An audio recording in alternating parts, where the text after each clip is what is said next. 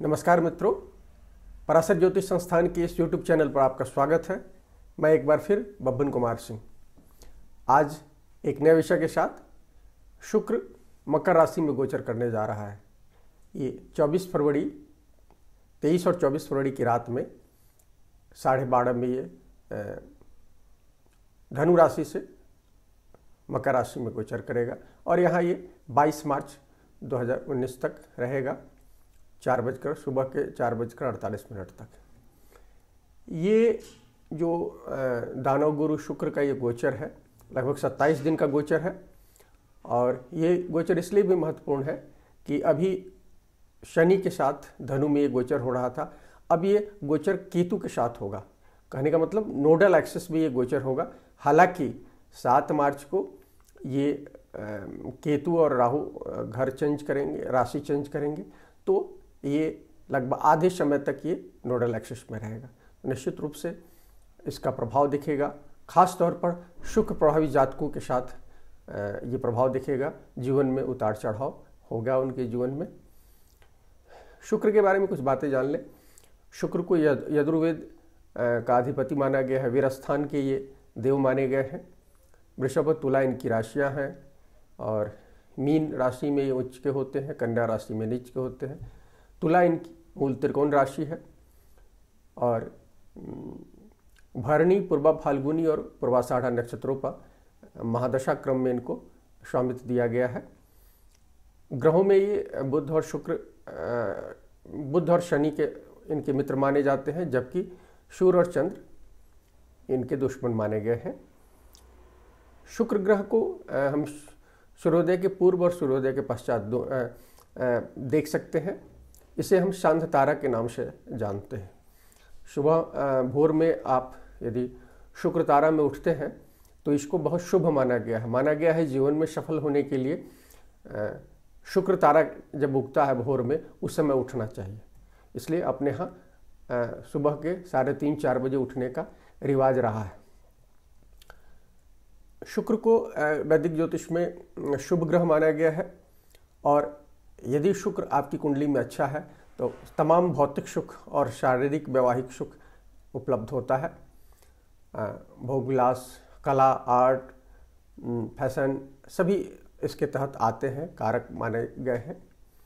एक तरफ तो शुक्र समस्त वासनाओं का कारक माना गया है, दूसरी तरफ माता का जो प्यार है, निस्वार्थ प्यार है, उसको भी बहुत सारे लोग शुक्र के कारकत्व के तहत रखते हैं।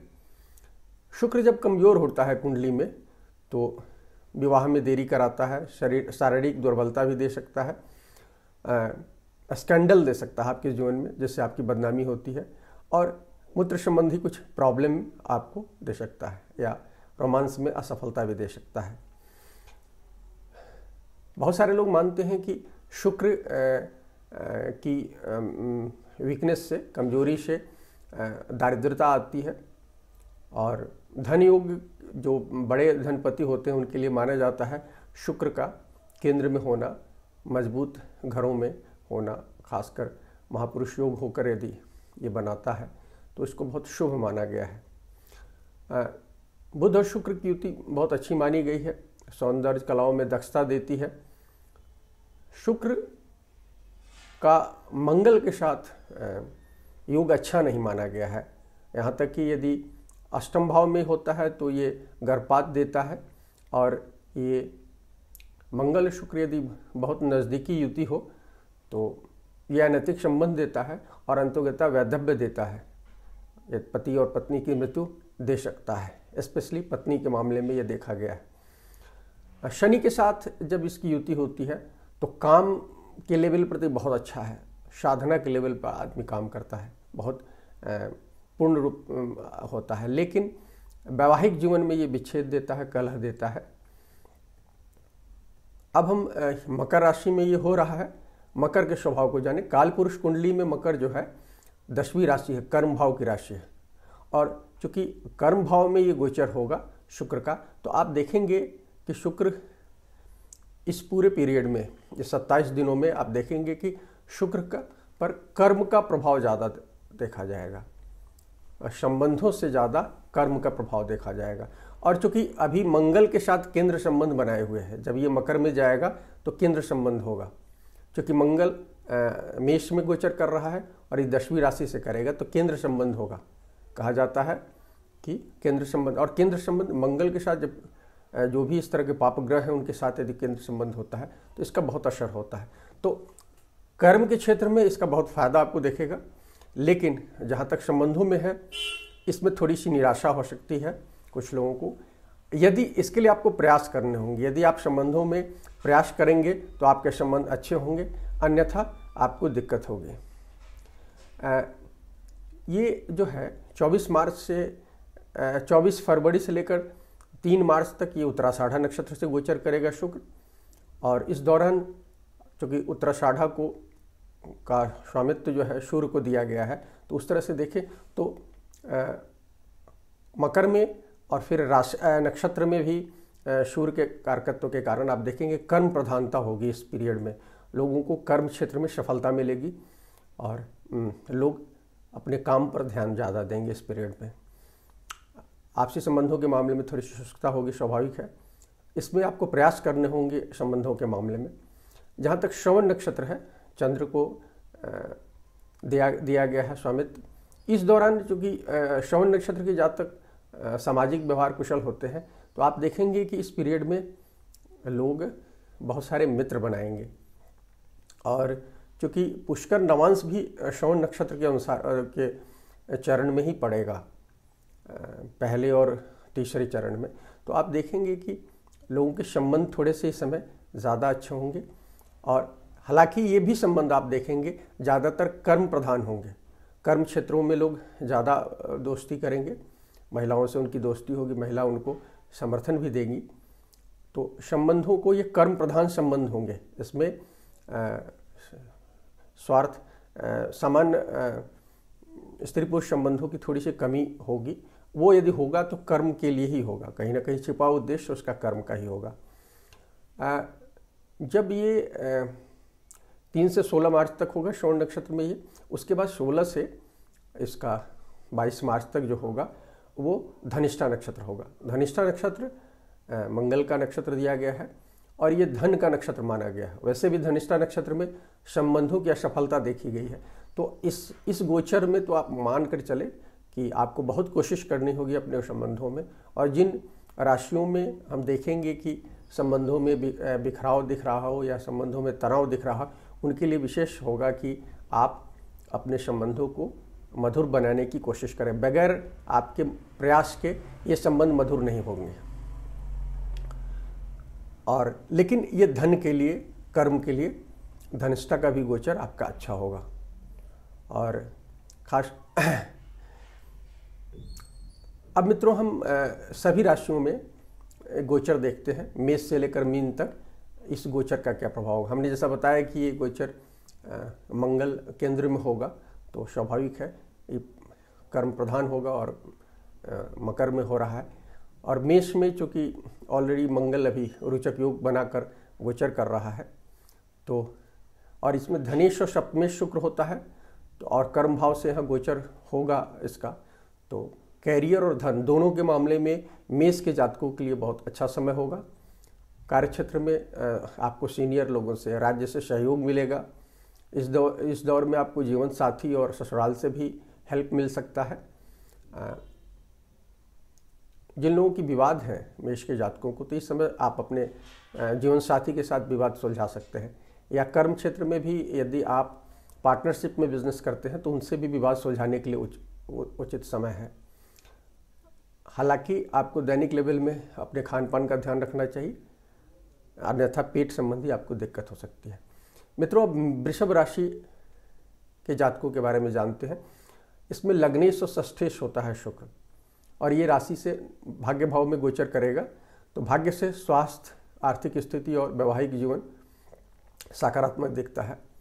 कुछ लोगों को धार्मिक यात्रा हो सकती है, आध्यात्मिक यात्रा कर सकते हैं, या कुछ लोग चूँकि 9th भाव में हो रहा है इसलिए धर्म और अध्यात्म की हम बात कर रहे हैं। लेकिन कुछ लोग विदेश यात्रा भी कर सकते हैं जिनकी कुंडली सूचित कर रही हो। शुक्र के प्रभाव से मंगल और शुक्र ही हो रहा है, तो प्रभाव से आप विपरीत लिंगी लोगों से आपकी दोस्ती इस पीरियड में बढ़ेगी। लव लाइफ भी कुल मिला जुला कर वृषभ के जातकों के लिए ठीक है। हाँ, खराब शुक्र जिनके हैं उनको अपने जीवन साथी के साथ, क्योंकि आप कुछ गलतियां करेंगे और जीवन साथी के साथ मतभेद हो सकता है। इस पीरियड में ऐसे लोगों को इंटरनेट पर कुछ मित्र मिल सकते हैं, लेकिन आप ध्यान रखें कुछ संदिग्ध लोगों के साथ आपके संबंध बन सकते हैं और ऐसे स्थिति में आप कुछ धन हानि भी कर सकते हैं। अब मिथुन राशि की बात करें मित्रों, मिथुन में व्ययेश और पंचमेश होता है और शुक्र जो है मिथुन में पंचमेश मूल त्रिकोण राशि बैठती है और 8वें भाव में गोचर होगा। तो आप ये कर सकते हैं कि कुछ लोगों के लिए ये जो लोग सोच समझ कर करेंगे प्रॉपर्टी में इन्वेस्ट कर सकते हैं और उनके लिए कुछ भौतिक सुख सुविधाएँ भी हो सकता है। लेकिन संबंधों के मामले में आप सावधान रहें। कुछ लोगों को नई जिम्मेवारी मिल सकती है कार्यस्थल पर, लेकिन इनके लिए सबसे बड़ी चीज़ जो है मिथुन के लिए अपने हेल्थ का ध्यान रखें। खासकर पेट संबंधी दिक्कत हो सकती है और जो लोग ओल्ड हृदय रोग के मरीज हैं उनको दिक्कत हो सकती है, तो ऐसे लोगों को ध्यान रखना चाहिए। छात्रों के लिए, क्योंकि पंचमेश है, तो छात्रों के लिए पीरियड अच्छा होगा, पढ़ने लिखने में मन लगेगा और कुछ लोगों को पुरानी मेहनत का रिजल्ट भी मिल सकता है इस समय। अब कर्क के जातक के बारे में, लग्न और राशि के जातक के बारे में जानते हैं। आपके लिए लाभ और सुख भाव का स्वामी है शुक्र और अभी ये 7वें भाव से गोचर करेगा। 7वें भाव में गोचर होगा। 7वां भाव व्यवसाय के लिए देखते हैं जीवन साथी के अलावा, तो आपको व्यवसाय में लाभ का समय है और कुछ लोगों की नई पार्टनरशिप हो सकती है बिजनेस में। कुछ नए प्रस्ताव आपको आ सकते हैं, हालांकि सावधानी से आप फैसले लें। मंगल शुक्र का केंद्र संबंध है, तो कुछ लोग संदिग्ध लोग भी आपको मिल सकते हैं, तो फैसले लेने में होशियारी बरतें। कुछ लोगों को जो लोग विदेश से आयात निर्यात करते हैं, एक्सपोर्ट इंपोर्ट करते हैं, उनके लिए भी अच्छा ये समय हो सकता है। 7वें भाव चूँकि वैवाहिक जीवन का है, पार्टनर का है, तो कुछ लोगों के लिए, कर्क के जातकों के लिए ये नए पार्टनर्स मिल सकते हैं, शादियां हो सकती है कुछ लोगों की इस समय में। ये ज़रूर है कि ध्यान रखें कि केतु का जो असर होगा जब तक ये है, उस पीरियड में थोड़ा सा आप बचकर इस समय, केतु शुक्र के साथ 7 तारीख तक है, उस समय तक शादी नहीं करें। वैसे हमारी अपनी राय है कि जब शनि केतु भी होंगे तो अभी शादी के लिए अनुकूल समय नहीं है। इस साल हम तो सितंबर तक शादी के लिए लोगों को मना करेंगे, लेकिन 7वां भाव एक्टिवेट हो रहा है तो कुछ लोगों की शादियां होंगी। सिंह के जातकों के लिए हम देखें, सिंह के जो राशि और लग्न के जातक हैं, कर्म पराक्रम भाव का स्वामी है, जो राशि से 6ठे में गोचर कर रहा है। शुक्र का गोचर, छठा गोचर, 6ठे भाव में शुक्र अच्छा नहीं माना गया है, और लेकिन विपरीत राजयोग क्रिएट करेगा, चूँकि पराक्रम 3रे भाव का है, मेलेफिक भाव माना गया है, 3रा भाव वो 6ठे भाव में होगा, तो उसके कारण अचानक कुछ धन लाभ आपको हो सकता है। लेकिन आप ये बात ध्यान रखें कि आपको इस समय राज्य से कुछ दिक्कत हो सकती है, अपने किसी बॉस से दिक्कत हो सकती है। वैसे भी शनि की राशि में गोचर हो रहा है और शनि की राशि में गोचर होने के कारण, और सूर्य भी कुंभ राशि से गोचर कर रहा है, तो इसके लिए आपको बॉस से ध्यान रखना है, संबंध नहीं खराब करना है। आपके चूँकि शत्रु इस समय सक्रिय रहेंगे तो आपको अपने बॉस से या राज्य से आपको दिक्कत दिला सकते हैं। स्वास्थ्य के रूप के लिए भी आप सावधानी बरतें इस समय में, खास तौर पर गुप्त रोगों के बारे में।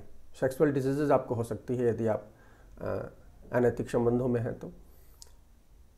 कुछ लोगों के जीवन में छोटे भाई बहन को भी, चूँकि 3रा भाव है, उनको कुछ दिक्कत दिख रहा है स्वास्थ्य संबंधी। इस समय कोई आपके अपने सगे बहुत नज़दीकी मित्र जो हैं वो आपको धोखा दे सकते हैं, इसलिए आप मित्रों से भी सावधान रहें। और अचानक खर्च का भी योग है, 6ठे भाव में है, तो अचानक कुछ खर्च आ सकता है 12वें भाव से संबंध होने के कारण। कन्या राशि के जातकों की बात करें तो भाग्य और धन भाव का स्वामी है यहाँ शुक्र, और ये राशि से 5वें भाव में गोचर करेगा, इसलिए कन्या के लिए गोचर सुखद होना चाहिए। धन संबंधी स्थिति अनुकूल होंगी, भाग्य से कुछ लोगों को नई नौकरी मिलेगी, और लेकिन और संतान से भी क्या कहते हैं सुख का समय है या उनके बारे में कुछ सुखद सूचनाएं आपको मिल सकती है।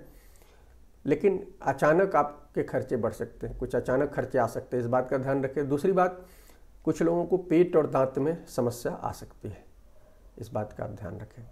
अब तुला राशि के जातकों की बात करें, राशि और अष्टम का स्वामी होता है शुक्र, और ये चौथे भाव में गोचर कर रहा है।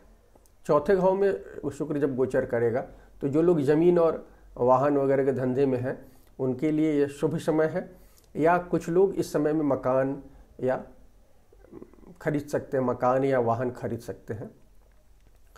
अष्टमिष्ट होने के कारण दफ्तर में जो आप लोग थोड़ा सा सावधान रहें, अष्टमिष्ट भी होता है तुला में शुक्र, तो कुछ लोग, क्योंकि मंगल की भी वो संबंध है, तो आपके कुछ मित्र जो हैं आपसे दफ्तर में शत्रुवत व्यवहार कर सकते हैं, तो वो षड्यंत्र रचने कर सकते हैं। हालांकि इसका बहुत बुरा असर नहीं होगा, लेकिन आपको सावधान रहना चाहिए, कोई अनावश्यक बातें दफ्तर में नहीं करें आप।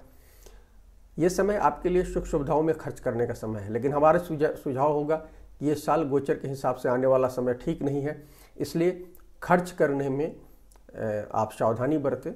बहुत सारे लोग इस साल आर्थिक परेशानी में पड़ सकते हैं जब शनि और केतु का गोचर जाएगा, तो इसलिए सावधानी बरतनी चाहिए। ये हमेशा एक बात यहाँ ध्यान रखें कि हम जो राशि और लग्न से जो बता रहे हैं ये संकेतात्मक है। जब तक आप अपनी कुंडली से इसका मिलान नहीं करेंगे, दशा भुक्ति नहीं देखते हैं तब तक, और ग्रहों की स्थिति नहीं देखते हैं तब तक आप पर ही पूरी तरह से फिट नहीं बैठता है। ये हो सकता है कि संयोग से आप बहुत सारी बातें आपकी फिट बैठ रही हों, लेकिन आपको अपनी कुंडली जांच लेनी चाहिए। देखने आती है तो स्वयं देखें, नहीं तो किसी जानकार से दिखाएं। इस समय परिवार और जीवन साथी का साथ मिलेगा आपको, हालांकि दिक्कत ये दिख रही है कि आप ही समय नहीं दे पाएंगे, अपने काम में व्यस्त रहेंगे, इसलिए आप समय नहीं दे पाएंगे। थोड़ा सा आप मैनेज करें दोनों रिलेशनशिप को भी और वर्क प्लेस को भी। वृश्चिक के जातकों के लिए जो है सप्तमेश और व्ययश होता है शुक्र, और ये पराक्रम क्षेत्र से गोचर कर रहा है। ये शुभ भी है अशुभ भी है। शुभ इस मामले में है कि विदेश से जिन लोगों का ताल्लुक है उन लोगों के लिए अच्छा गोचर हो सकता है, या मल्टीनेशनल से जो लोग काम करते हैं या वहाँ काम करते हैं उनके लिए सुखद हो सकता है। उनको किसी नया असाइनमेंट मिल सकता है, नए प्रस्ताव आ सकते हैं। कुछ लोग विदेशी लोगों के साथ प्यार मोहब्बत में भी पड़ सकते हैं। हालांकि मंगल और शुक्र है तो हम यहाँ संबंधों के मामले में सावधान करना चाहेंगे कि आप स्थिति को भांप कर कोई काम करें। दूसरी बात जो है, अपने जीवन साथी के साथ संबंधों में आपको थोड़ा सा उतार चढ़ाव आप देख सकते हैं। खासकर आपका लग्नेश राशिश जो है मंगल है और उचक योग बनाए हुए हैं, और छठे भाव में बैठा हुआ है वहाँ, तो उसके कारण में आपको रौब दाबने की कुछ आदत हो सकती है इस पीरियड में, और शुक्र पर उसका बुरा असर पड़ेगा। तो आप अपने स्वभाव को चेक करें। और जिन लोगों का अपने जीवन साथी से विवाद होगा, भी हो सकता है घर से बाहर रिलेशनशिप खोजें, तो हमारी चेतावनी है कि आप ऐसे रिलेशनशिप में नहीं जाएं क्योंकि आप किसी गलत रिलेशनशिप में पड़ सकते हैं। व्यावसायिक जीवन में ये जो है गोचर सुखद होगा। हमने पहले भी कहा है कि ज़्यादातर राशियों के लिए ये व्यावसायिक दृष्टि से, कर्म क्षेत्र की दृष्टि से ये अच्छा है। ये वृश्चिक के जातकों के लिए कुल मिला कर ठीक है। हालांकि बाहरी संबंधों में भी आपको ध्यान रखने की ज़रूरत है। किसी के साथ आपका विवाद हो सकता है, आप किसी भी व्यक्ति से बेवजह विवाद करने से बचें और खान पान का ध्यान रखें। वृश्चिक के जातकों और धनु के जातकों के लिए हम कहेंगे कि थोड़ा सा हेल्थ का ध्यान रखें। मौसम भी बदल रहा है और अभी मौसम में उतार चढ़ाव है। अब हम धनु राशि के जातकों की बात करते हैं। धनु राशि के जातक साढ़े साथी की विशेष प्रभाव में है, और अभी जो शनि केतु का जो गोचर होने वाला है, केतु जब राहु केतु जब चेंज करेगा तो इसी घर में शनि केतु का होगा, और इसलिए धनु के जातकों को विशेष रूप से सावधान रहना है। चाहे आपका लग्न हो या राशि हो या आपका प्रोमिनेंट घर हो यदि धनु, क्योंकि हमने अभी कई कुंडलियों में देखा है कि 3-4 राशि दो से कई ग्रह हैं, और यदि वो 24 डिग्री के आसपास है, क्योंकि राहु केतु 24 डिग्री के आसपास स्थिर होंगे 2-2.5-4 महीने तक, तो उस समय इसके रंग थोड़े खराब रंग आपको देखने को मिल सकते हैं जीवन में। तो धनु के जातकों के लिए विशेष रूप से है, हमने अपने शनि केतु के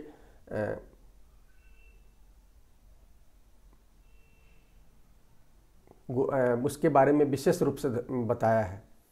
और पूर्वाषाढ़ा नक्षत्र के में हो रहा है ये गोचर, तो ऐसे जातकों जिनके पूर्वाषाढ़ा नक्षत्र में ग्रह हैं, 2-1 ग्रह हैं और 24 डिग्री के आसपास हैं या 20 डिग्री माने 22 से 24 डिग्री के आसपास में भी ज़्यादा सावधान रहें, उनके लिए समय ये होगा। तो जब शुक्र का ये गोचर है, क्योंकि ये षष्ठेश और लाभेश होता है, शुक्र दूसरे भाव से गोचर कर रहा है, तो आर्थिक दृष्टि से तो फायदेमंद दिख रहा है, खासकर महिला जातकों के लिए। लेकिन अचानक कुछ खर्च आ सकते हैं और इसलिए भविष्य को ध्यान में रखते हुए मितव्ययी हो, कोई अनावश्यक खर्च करने से बचें। धनु के जातक इस बात का विशेष ध्यान रखें। कुछ लोगों को इस पीरियड में नौकरी मिल सकती है, कुंडली यदि गवाही दे रही हो तो निश्चित रूप से इस समय नौकरी मिलेगी, लेकिन परिवार में मतभेद के संकेत हैं और आपको इससे बहुत धैर्यपूर्वक निपटना चाहिए, अन्यथा आप नुकसान में आ सकते हैं। ऐसा देखा गया है कि धनु 7.5 जब ग्रहों में होती है तो 7.5 जिन राशियों के साथ होती है, आप देखेंगे कि धन के मामले में तो होता है, लेकिन सबसे ज़्यादा इसका असर आज के समय में देखा गया है वो रिलेशनशिप के मामले में होता है। तो धनु के जातकों को अपने रिलेशनशिप पर ध्यान रखना चाहिए, कोई भी नाजायज रिलेशनशिप से बचना चाहिए उनको, और अपने जो रिलेशनशिप है उसको भी बचाकर चलना चाहिए। धनु के और मिथुन के लिए हम स्पेशली यह कहना चाहेंगे, यद्यपि मिथुन 7.5 के प्रभाव में नहीं है, धनु विशेष है, तो धनु के जातकों को ज़्यादा ध्यान रखना चाहिए। इस पीरियड में वाहन भी आपको सावधानी से चलाना चाहिए और भाई बहन के साथ किसी तरह से उलझाव से बचना चाहिए। अब मकर राशि की बात कर ले। मकर पंचमेश और कर्मेश होता है शुक्र, और ये आपकी राशि से ही गोचर कर रहा है शुक्र, इसलिए ये अच्छा गोचर, शुभ गोचर कह सकते हैं। करियर में अच्छी सफलता मिल सकती है, कुछ लोगों को यश और कृति भी मिलेगा। हालांकि व्यापार में थोड़ा सा उतार चढ़ाव कुछ दिख रहा है, कुछ परिस्थितियां हैं, यद्यपि जो लोग सावधानी से करेंगे तो अल्टीमेटली उनके लिए रिजल्ट अच्छा रहेगा। सरकारी नौकरी के लिए जो लोग प्रयासरत हैं, कॉम्पिटिटिव एग्जाम दे रहे हैं, उनके लिए कुछ अच्छे रिजल्ट इस पीरियड में आ सकते हैं। शादी के इच्छुक जातकों को भी जीवन साथी मिल सकता है और विवाहित लोगों के जीवन में भी कुछ नई खुशियाँ मिल सकती है, रिलेशनशिप के मामले में भी। और मुझे लगता है कि थोड़ा सा बैलेंस मकर वाले होते हैं, यदि आप संबंधों में बैलेंस बनाएं तो पीरियड कुल मिला जुला कर रोमांस के लिए भी ठीक होगा आपके लिए। आप सुख सुविधा पर खर्च करेंगे, लेकिन फिर मेरा आग्रह होगा कि खर्च अनावश्यक नहीं करें, जो बेहद ज़रूरी है उन चीज़ों पर, लाइफ स्टाइल की अनावश्यक चीज़ों पर खर्च करने से आप बचें। अब कुंभ के जातक की बात करते हैं। कुंभ के लिए भाग्येश और सुखेश शुक्र होता है और ये व्यय भाव में गोचर करता है। शुक्र का वैसे तो व्यय भाव में अच्छा मानते हैं, शुक्र ही है जो 12वें भाव में, त्रिक भाव में से 12वें भाव में शुक्र का, और 8वें भाव में लोग अच्छा मानते हैं। तो 12वें भाव में तो निश्चित रूप से लोग उच्च, चूँकि मीन राशि में वो उच्च का होता है तो लोग ज़्यादातर अच्छा मानते हैं शुक्र का। लेकिन प्राय हमने देखा है, खासकर लग्न से जब हम गोचर देखते हैं, तो जब शुक्र 12वें भाव में गोचर करता है तो कई बार खर्च तो बढ़ाता ही है और कई बार धन हानि भी देता है। तो इस बात ध्यान रखना है कि आप कोई ऐसी गलती नहीं करें जो अचानक आपको धन हानि के कुछ निर्णय लेने में कुछ गलती नहीं करें। हालांकि भाग्येश है, तो भाग्येश होने के कारण आपको कुछ मदद होगी इस पीरियड में, और कुछ अचानक कुछ चीज़ें आ भी सकती हैं आपके भाग्य से, यदि कुंडली यदि इस बात की गवाही दे रही हो तो। एक और बात जो हम कहना चाहेंगे कि कुंभ के जातकों को, जो लोग इस समय मेहनत करेंगे, क्योंकि मकर राशि में गोचर हो रहा है शुक्र का, कर्म प्रधान गोचर है ये, यदि आप अच्छी मेहनत करते हैं तो इसका रिजल्ट भविष्य में बहुत अच्छा आपको मिलेगा। मंगल और शुक्र का केंद्र संबंध हो रहा है, तो कुछ अनैतिक रिलेशनशिप दिख रहा है कुंभ के जातकों के लिए, तो आप इस बात से बचें। इस कुछ लोगों के जीवन में इस समय कुछ थोड़ी सी मान सम्मान में कमी आएगी, जो मैंने इशारा भी किया इस बारे में, तो आप तनाव हो सकता है, आप इस बात से ध्यान दें।